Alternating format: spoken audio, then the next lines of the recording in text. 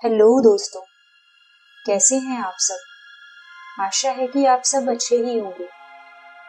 आज मैं आपके लिए कहानी सियाह आवाजें अंधेरों की का अगला भाग लेकर आई हूँ। कहानी पसंद आए तो मेरे चैनल को सब्सक्राइब करना और वीडियो को लाइक करना ना भूलें। साथ ही साथ अगर आप चाहते हैं कि मैं भविष्य में भी आपके लिए ऐसे ही कहानियां लेकर आती रहूं, तो उनकी अपडेट्स पाने के लिए बेल आइकन को भी प्रेस कर दें।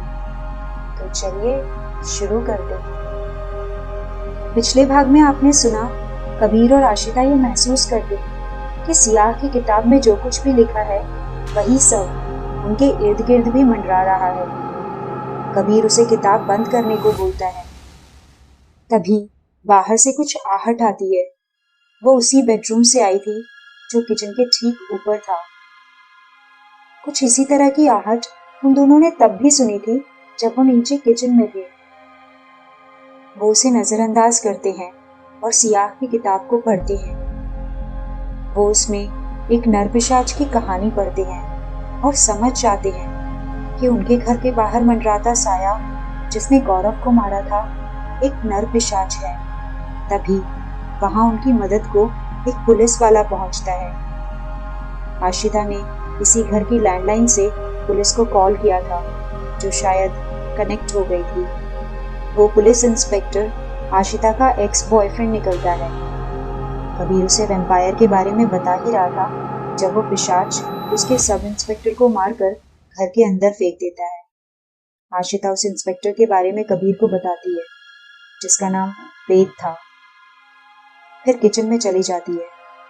कुछ देर बाद कबीर उसकी चीख सुनता है। अब आगे। आशिता, कबीर चिल्लाया। आशिता। ठीक उस समय वेद भी बाथरूम से निकला। दोनों ने एक पल को ठिठक कर एक दूसरे को देखा, फिर भागकर किचन में पहुंचे।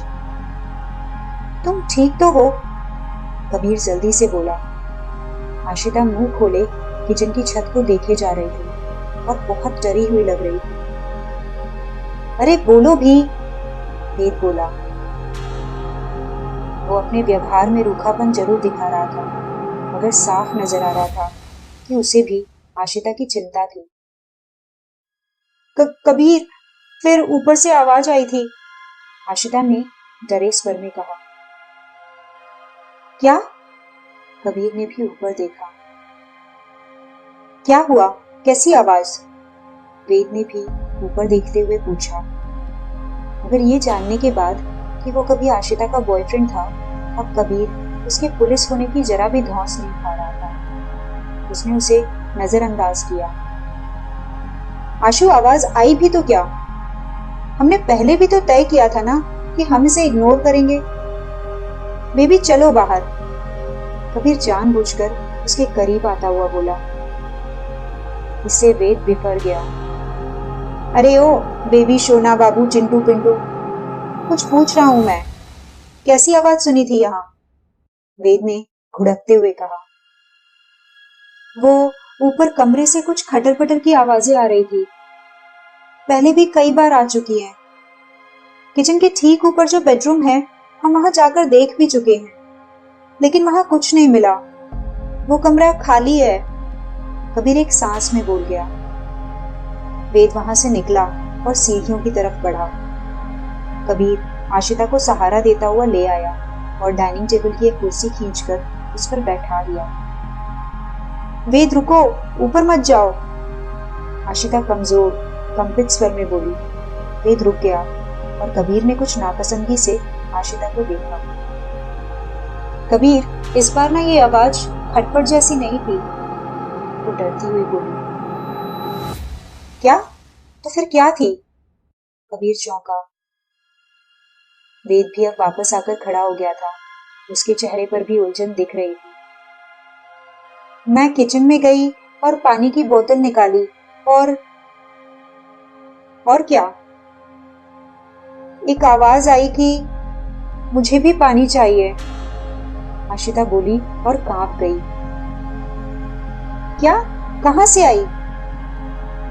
अरे कहा ना, ऊपर से, मतलब छत से। और कबीर वो किसी बच्चे की आवाज थी, लेकिन साथ ही बहुत डरावनी भी थी। आशिता बोली। कबीर सोचने लगा,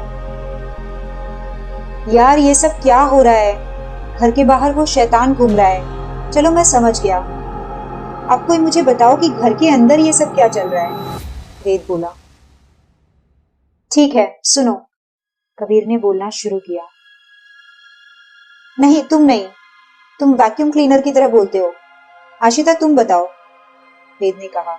कबीर ने बुरा सा मुंह बनाया। हमने बताया तो कि हमारा एक्सीडेंट हुआ था, कार खराब हो गई, पैदल चलते हुए हमें ये घर मिला। हम अंदर आ गए और देखा तो ये घर खाली पड़ा है। आशिता बोली। तो तुम्हारे लिए दरवाजा किसने खोला? वेद ने पूछा। हमें दरवाजा खुला ही मिला था। ओह हाँ, और वो पहली और आखिरी बार था जो दरवाजा खुला मिला था। कबीर बीच में बोल पड़ा। क्या मतलब? वेद ने पूछा। उसके बाद से जब भी हमने बाहर जाने की कोशिश की, दरवाजा हमेशा लॉक्ड मिला, मतलब बाहर से। सच में? हाँ,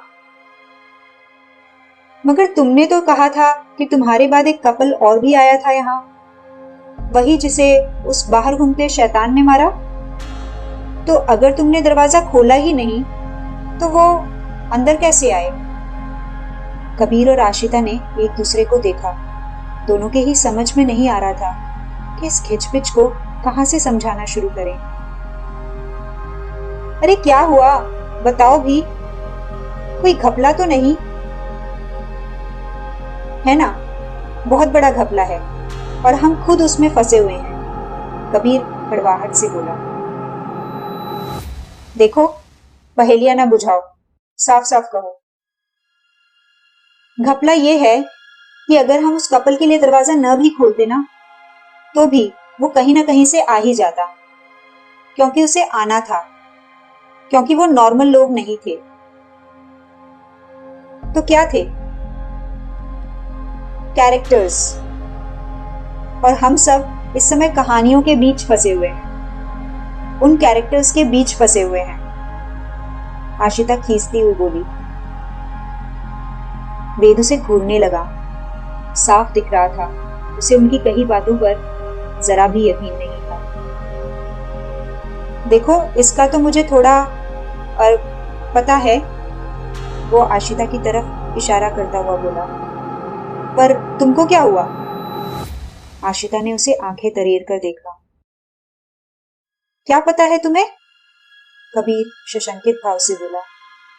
आशिता ने और भी ज्यादा घूर कर उसे देखा। कुछ नहीं, मगर तुम लोग जो बता रहे हो वो बड़ी अजीब बात है। आशिता उठ खड़ी हुई।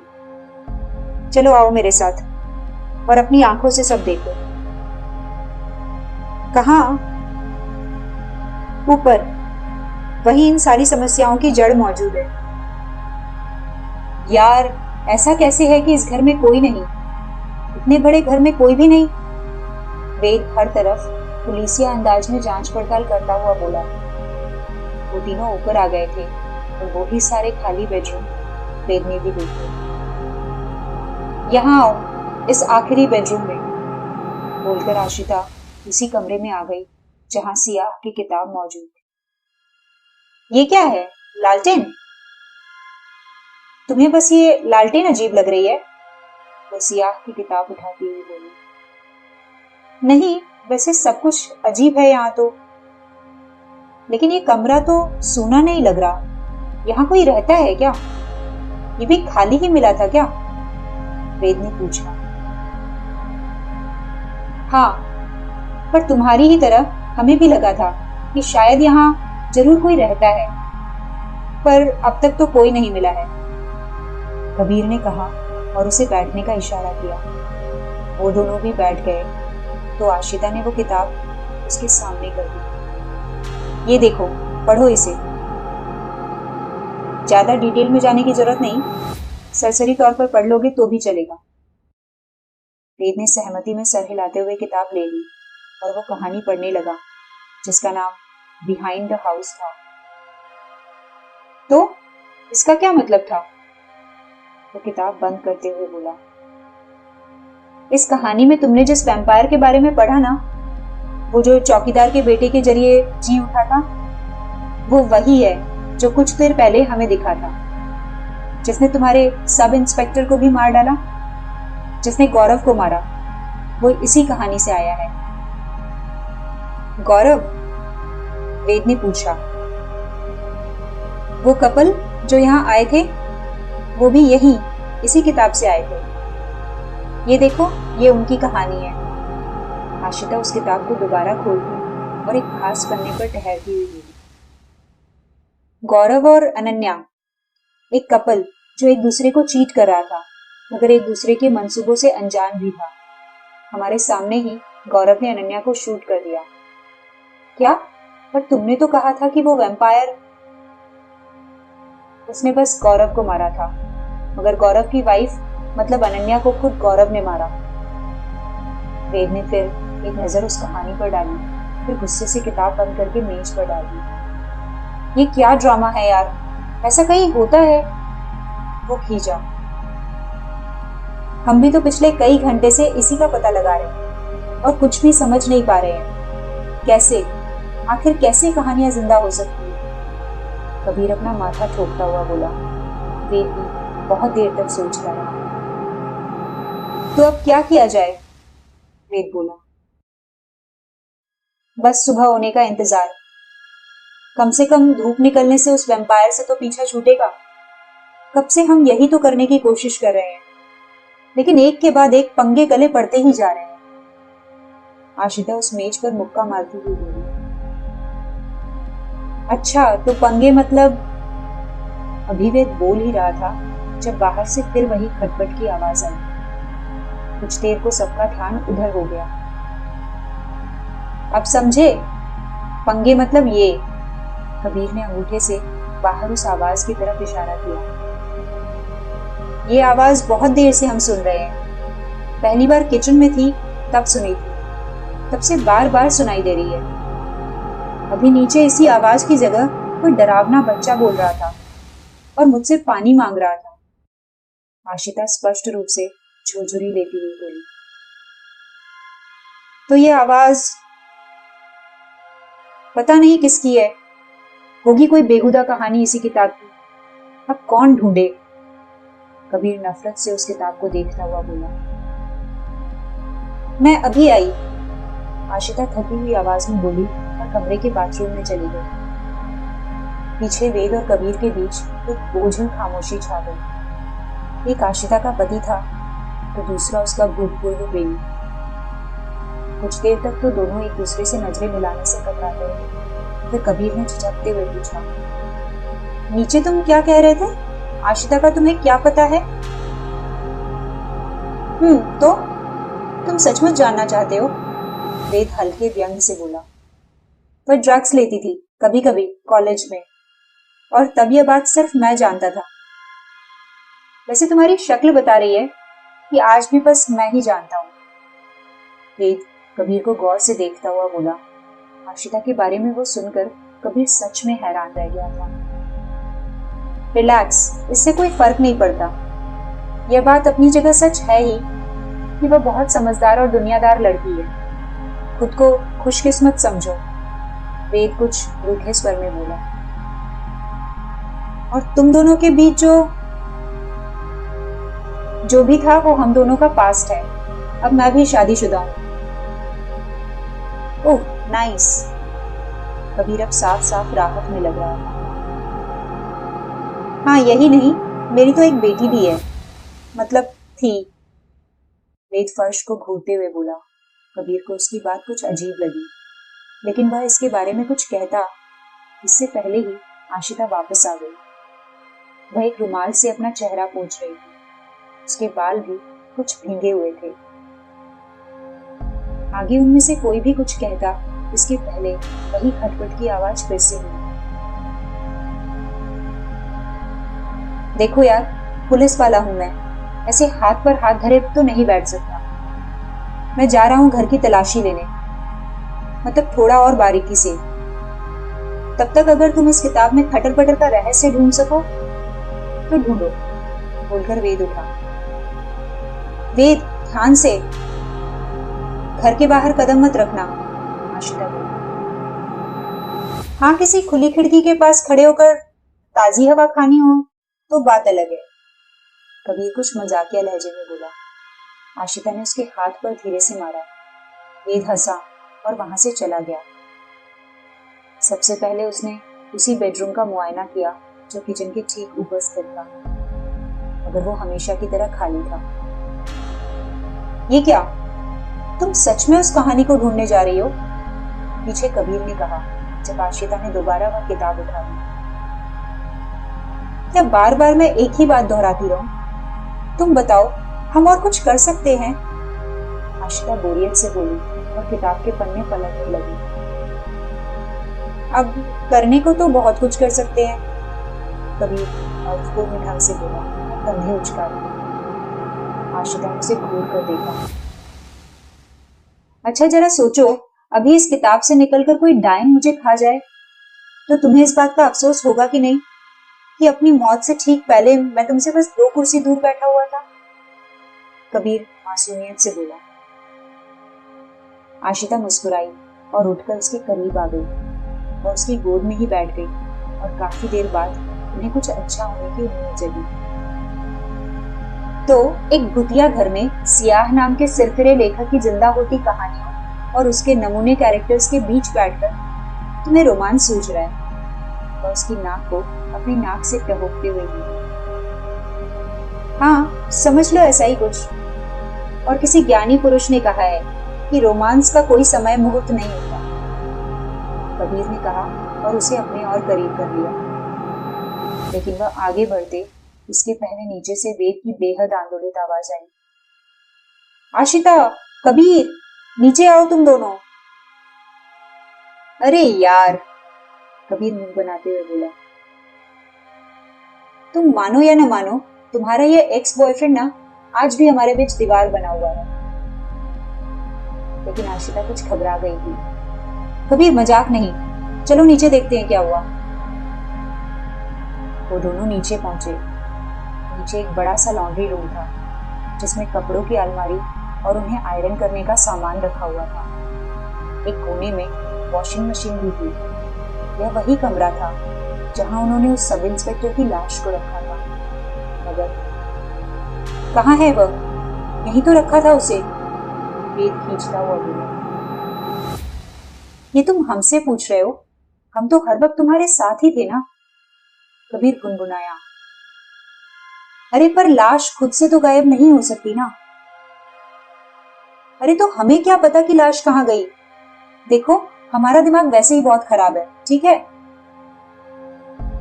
कबीर शांत, तुम दोनों शांत रहो, कहीं यह कोई नई मुसीबत ना हो।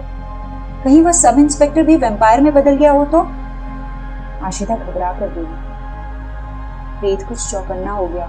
सही बात है, यह उसके दिमाग में नहीं आया था। उसने अपनी गन निकाल ली और हर जगह तलाश करना शुरू किया। कबीर और आशिता भी डरे सहमे से उसके साथ थे। हर पल उन्हें डर सता रहा था कि लंबे दांतों वाला वह सब इंस्पेक्टर कहीं से भी उन पर झपट पड़ेगा। लेकिन वह कहीं भी नहीं था। वो तो जैसे गायब ही हो चुका था। यार सच में मैं पागल हो जाऊंगा। मरा हुआ इंसान कहाँ चला गया? इस घर में तो कोई आया भी नहीं। वेद अपना माथा मलते हुए बोला। 1 मिनट, आशिता अचानक बोली, जैसे उसे कुछ याद आ गया हो। यह देखकर कबीर का दिल डूब गया। कबीर, याद है अनन्या की भी लाश गायब हो गई थी पेंसिल से? तब भी तो हम कितने परेशान हुए थे। यह सोच सोचकर पगला गए थे कि वह कहाँ जा सकती है। क्या? कौन गायब हुआ था? वेद ने पूछा, लेकिन कबीर और आशिता ने उसे नजरअंदाज कर दिया। लेकिन आशिता, मुझे लगता है वह इसलिए गायब हो गई क्योंकि वह असली नहीं थी, उस कहानी का कैरेक्टर थी। लेकिन यह सब इंस्पेक्टर कैसे गायब हो सकता है? यह तो असली था ना, कबीर परेशानी से बोला। अरे कुछ बताओ भी, वेद फिर बोला। कबीर ने उसे संक्षेप में अनन्या के बारे में बताया जिसकी लाश पैंट्री से गायब हो गई थी। वेद काफी देर तक सोचता रहा, फिर उसने कहा, मुझे लग रहा है तुम लोग गलत पार्टी पर शक कर रहे हो। मतलब ये कि मुझे उस सियाह और उसकी उस किताब से ज्यादा अब ये घर अजीब लग रहा है। इस घर के साथ भी कुछ ना कुछ गड़बड़ तो जरूर है। लाशों का गायब हो जाना कोई मामूली बात नहीं। ऐसा लग रहा है ये घर ही उन्हें डकारे जा रहा है। यह भी हो सकता है, लेकिन उस किताब में सारी संबंधित कहानियां तो मौजूद है ना। मतलब जो कुछ भी यहाँ हो रहा है। खैर, फिलहाल अभी जो अजीब चीज सामने दिख रही है वो खटपट की आवाज है जो किचन में ऊपर से सुनाई देती है, राइट? वेद बोला। आशिता ने सहमति में सिर हिलाया। वेद किचन की तरफ बढ़ गया। आशिता का मन नहीं हुआ किचन में जाने का। वह अभी उस आवाज से डरी हुई थी जिसने उससे पानी मांगा था। फिर आशिता की नजर पड़ी कि कबीर कोने में रखा टेलीफोन चेक कर रहा था। वह उसके पास पहुंची। कबीर, ये तुम क्या कर रहे हो? कबीर के चेहरे पर बहुत गंभीर भाव थे। उसने आशिता की तरफ देखा।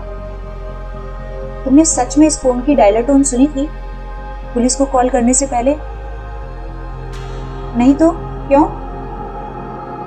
मान लो अगर यहां से पुलिस को कॉल गई ही नहीं तो यह पट्टा क्या ट्रेस करते हुए यहां तक आ पहुंचा? किचन की तरफ इशारा करता हुआ वह बोला जहां वेद मौजूद था। क्या पता तब कॉल चली गई हो, फोन बाद में डेड हुआ हो, वरना उसे सपना आना था कि हम यहाँ हैं। अरे हम तो खुद भी नहीं जानते कि हम कहाँ हैं। वेद कैसे जान सकता है? आशिता बोली और कबीर ने अनमने भाव से सिर हिला दिया। उसे अब वेद पर भी शक हो रहा था। उसने ही तो उन दोनों को नहीं फंसाया। लेकिन अगर वह अपना शक आशिता पर जाहिर करता तो यही समझा जाता कि वह बस अपना पति धर्म निभा रहा है और पत्नी के भूतपूर्व प्रेमी को शक की निगाह से देख रहा है। तो ये बात है। वेद की आवाज आई जो किचन के बाहर खड़ा था और छत को घूर रहा था। कबीर और आशिता जल्दी से उसके पास गए। क्या हुआ, कुछ पता चला क्या? आशिता बोली। हाँ, पता चला। तुम्हें भी चल जाता अगर गौर से देखते। किचन में जाओ। नहीं नहीं, मैं नहीं जाने वाली। वो वहीं हाथ बांधकर खड़ी हो गई। कबीर तुम जाओ, वेद बोला और कबीर मशीनी अंदाज में चलता हुआ किचन में चला गया। छत को देखो। तो इसमें क्या खास है, छत ही तो है, कबीर अंदर से बोला। अब जरा बाहर आकर देखो, वेद ने कहा। कबीर बाहर आया और जो ही छत को देखा उसका जबड़ा लटक गया। वह जल्दी से फिर किचन में गया और किचन की छत को देखने लगा। वो फिर छत से बाहर आया। वेद मुस्कुराया। उस पूरे घर की ऊंचाई काफी ज्यादा थी, लेकिन किचन की छत बहुत नीची थी। मतलब समझे? ऊपर उस बेडरूम में कोई क्यों नहीं मिला? वो आवाज कहां से आ रही थी? वेद ऊपर को देखते हुए बोला। क्योंकि उस बेडरूम के फर्श और इस किचन की छत के बीच भी कुछ है, वेद बोला और सीढ़ियों की तरफ बढ़ा। वेद नहीं, रुक जाओ। पीछे से आशिता ने उसे रोका। वेद ने मुड़कर देखा। मान गई कि वहां कुछ है, लेकिन वो जो कुछ भी है उसे वहीं रहने दो ना प्लीज। मैं थक चुकी हूँ। अब कोई नई मुसीबत नहीं चाहिए मुझे। वो ठीक कह रही है। हम मान गए तुम बड़े तेज तर्रार इंस्पेक्टर हो। तुमने एक क्लू ढूंढ निकाला, पर इसे जाने दो, ओके? कबीर भी बोला।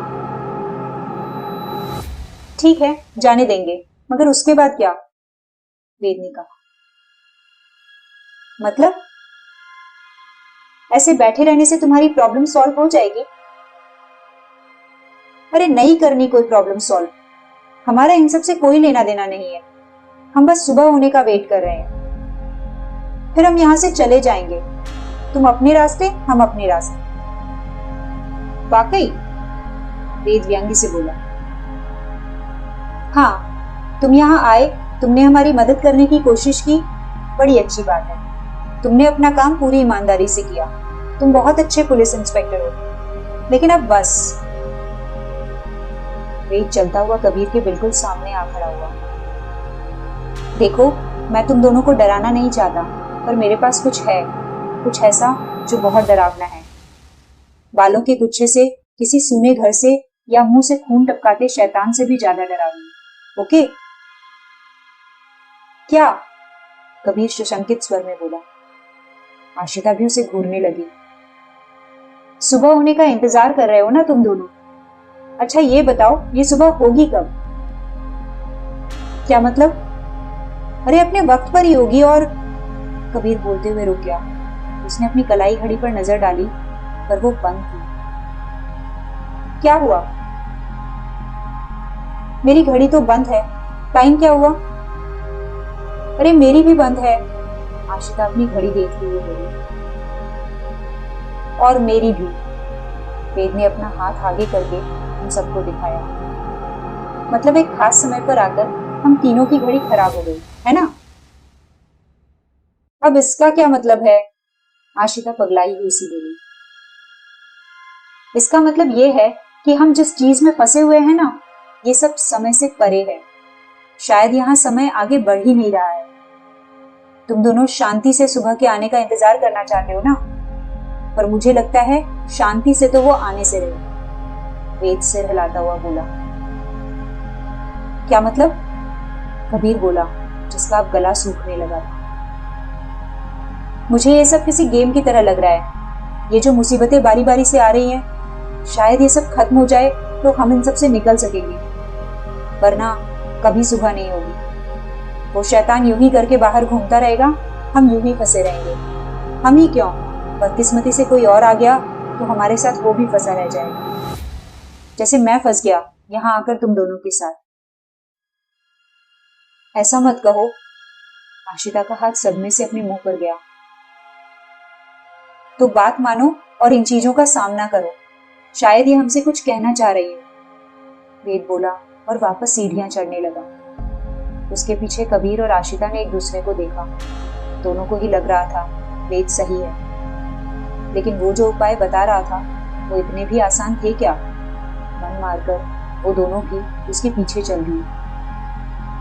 वो सुबह कभी तो आएगी, वो सुबह कभी तो आएगी, गुनगुनाते हुए वेद आगे चलता रहा। मुंह बनाए हुए कबीर और आशिता उसके पीछे आ रहे।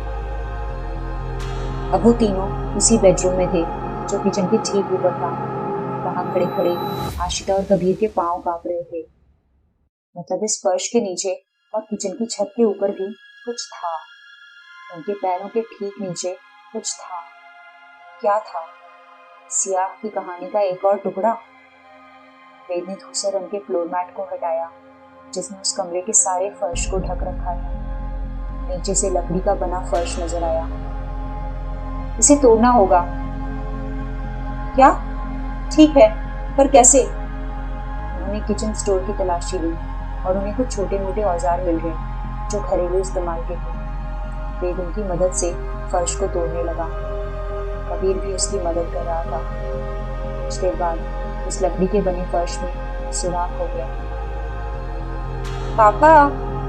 तभी किसी बच्चे की सुरीली आवाज आई और वेद के हाथ रुक गए। क्या? क्या हुआ? कबीर बोला, जो उसकी मदद कर रहा था। वो सुना तुमने? वेद सशंकित स्वर में बोला और हर तरफ देखने लगा। क्या? कबीर ने कहा, जिसे कुछ भी सुनाई नहीं दिया था। कुछ नहीं, वेद धीरे से बोला और फिर अपने काम पर लग गया। कुछ देर बाद वो फर्श में एक लगभग 2-2.5 फीट चौड़ी जगह बनाने में कामयाब हो गए थे।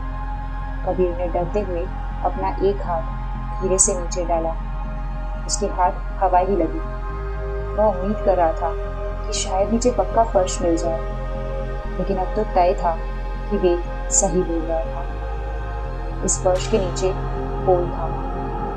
नीचे से एक अजीब गंध आई जो कि गीली मिट्टी से मिलती जुलती थी। यार, क्या होगा नीचे?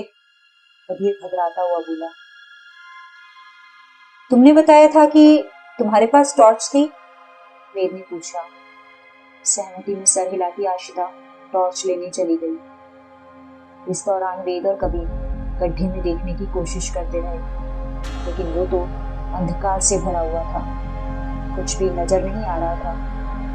उन्हें मालूम था कि यह जगह बमुश्किल 4 फीट के लगभग ही गहरी होगी, लेकिन उस अंधकार में कोई बात थी जो कि वह असीम ब्रह्मांड के अंधेरे का एहसास करा रहा था। तभी आशिता टॉर्च लेकर लौटी। वेद ने उससे लेकर नीचे टॉर्च की रोशनी की। उसके चेहरे पर धीरे धीरे बेहद हैरानी के भाव दिख रहे। क्या हुआ, कुछ दिखा क्या? आशिता वहां बैठती हुई बोली। वो तीनों ही फिलहाल उस गड्ढे के इर्द गिर्द बैठे हुए थे। खुद ही देख लो। वेद ने टॉर्च उनकी तरफ बढ़ा दी। इसी वजह से वह कुछ उदास लग रहा था। कबीर ने जब टॉर्च से नीचे रोशनी की तो वह और आशिता दोनों हैरान रह गए। अंदर बहुत छोटी सी जगह थी, लंबाई और चौड़ाई में उतनी ही थी जितनी कि नीचे किचन था। उस जगह की ऊंचाई जरूर 4 फीट के लगभग की होगी, लेकिन उस जगह की सबसे विचित्र बात यह थी कि वहां फर्श पर मिट्टी बिखरी हुई थी। एक गंदा सा छोटा बिस्तर लगा हुआ था, उस पर कुछ मटमैले तकिए और नील के खिलौने रखे हुए थे। एक कोने में खाने पीने का सामान रखा सड़ रहा था। उन्हें ऊपर तक फफूंद लगे खाने की बदबू महसूस हो रही। अब हम क्या करें, ये तो खाली है, कबीर बोला। हाँ, वैसा ही खाली है जैसा वो सियाह का किताब वाला कमरा खाली है, आशिता कड़वाहट से बोली। बाकी दोनों उसका मतलब समझ गए। नीचे की वो जगह खाली जरूर थी, मगर साफ दिख रहा था वहां कोई रहता था। मगर इतनी सी जगह में कोई कैसे रह सकता है, कबीर बोल ही रहा था जब आशिता के चेहरे का रंग उड़ गया। आशु, क्या हुआ? वो धीरे से बोला। कबीर, आशिता नीचे नजरें गड़ाई हुई बोली। अभी नीचे किसी बच्चे की आवाज ने मुझसे पानी मांगा था, और इतनी सी जगह पर कोई बच्चा ही रह सकता है। वो सुनकर वेद भी चौंक पड़ा। उसे भी कुछ देर पहले किसी बच्चे का स्वर सुनाई दिया था जो पापा कह रहा था। तीनों नीचे घूरने लगे। उन्हें होश भी नहीं था कि उनके पीछे क्या हो सकता है, मगर इस समय कोई और उन्हें देखता तो उसकी रूह कांप उठती। आसमानी रंग का फ्रॉक पहने एक 4-5 वर्ष की बच्ची बारी बारी से उन तीनों के पीछे प्रकट हो रही थी तो कभी गायब हो रही थी। लेकिन ये जो भी है वो कबीर, आशिता बोलती हुई चीख पड़ी। उसने तभी नजरें उठाकर कबीर की तरफ देखा था। उसे ऐसा लगा जैसे कबीर के कंधे के पीछे से कोई उसे झांक कर देख रहा हो। कोई बच्ची। क्या हुआ? कबीर बोला और उसकी नजरें पहचानते हुए जल्दी से अपने पीछे देखा। वहां कोई नहीं था। मुझे लगा तुम्हारे पीछे कोई था, आशिता डरती हुई बोली। था नहीं, थी, और मैंने उसे तुम्हारे पीछे देखा था, वेद बोला, जो अजीब सम्मोहित सा लग रहा था। आशिता और कबीर तो अब भी डरे हुए थे, मगर वेद अब कुछ लापरवाह सा लग रहा था। पहले तो चलो यहाँ से, कुछ नहीं है यहाँ, बोलकर आशिता जल्दी से उठ गई। वो दोनों भी उठ खड़े हुए। वो कमरे से बाहर आने लगे। आशिता ने दरवाजा खोलने को हाथ बढ़ाया और उसका हाथ हवा में ही रुक गया। आशु चलो, क्या हुआ? कबीर बोला। आशिता दरवाजे को खोलती रही। ऐसा बस मुझे लग रहा है या फिर इस दरवाजे के हैंडल पर मिट्टी लगी हुई है, वो लरसती हुई आवाज में बोली। उन दोनों ने भी देखा, वाकई उस पर मिट्टी लगी हुई थी, जैसे किसी ने मिट्टी से सने हाथ से उसे पकड़ा हो। वो दोनों डर रहे थे। वेद ने आगे बढ़कर दरवाजा खोल दिया। चलो अब, वो बोला और बाहर निकल गया। वो अजीब तरीके से चिड़चिड़ा लग रहा था। अजीब बात थी कि कबीर और आशिता तो डरे हुए थे, लेकिन वेद का किसी वजह से मूड खराब लग रहा था। उन लोगों ने बहुत ढूंढा, मगर घर में कुछ अजीब नहीं लगा। बस एक दीवार पर एक छोटे बच्चे के हाथ का निशान मिला जो मिट्टी से बना था। वो देखकर आशिता फिर डर गई। मेरे ख्याल से चलो उस कमरे में, वेद बोला। कहाँ? उस सियाह की किताब को खंगालते हैं। देखो, हमें ये जगह तो मिल गई, लेकिन इससे कुछ समझ में नहीं आया। मतलब वहां मिट्टी क्यों बिखरी हुई थी, वहां कौन रहता था, खटपट कौन कर रहा था, कुछ भी तो पता नहीं। ठीक है, आशिता बोली। वो फिर उस कमरे में पहुंचे। आशिता ने किताब उठा ली। कबीर अब भी डरकर अपने चारों तरफ देख रहा था। वेद का चेहरा बहुत गंभीर था, जो बस फर्श को घूरे जा रहा था। आशिता किताब का इंडेक्स देखने लगी। कहीं उसे कोई कहानी मिल जाए जो कि किसी घर में किसी छुपी हुई खुफिया जगह के बारे में हो, ऐसी जगह जहां से आवाजें आती हो। और उसकी नजर एक शीर्षक पर ठहर गई, मिट्टी। आशिता समझ गई उनकी सारी उलझनों के जवाब इसी कहानी में मिलेंगे। उसने पढ़ना शुरू किया। दोस्तों, आपको ये कहानी कैसी लग रही है कमेंट सेक्शन में जरूर बताइएगा। साथ ही साथ अगर कहानी पसंद आ रही हो तो इसे जितना हो सके उतना शेयर कीजिएगा, ताकि आपके साथ साथ और लोग भी इस कहानी का मजा ले सके।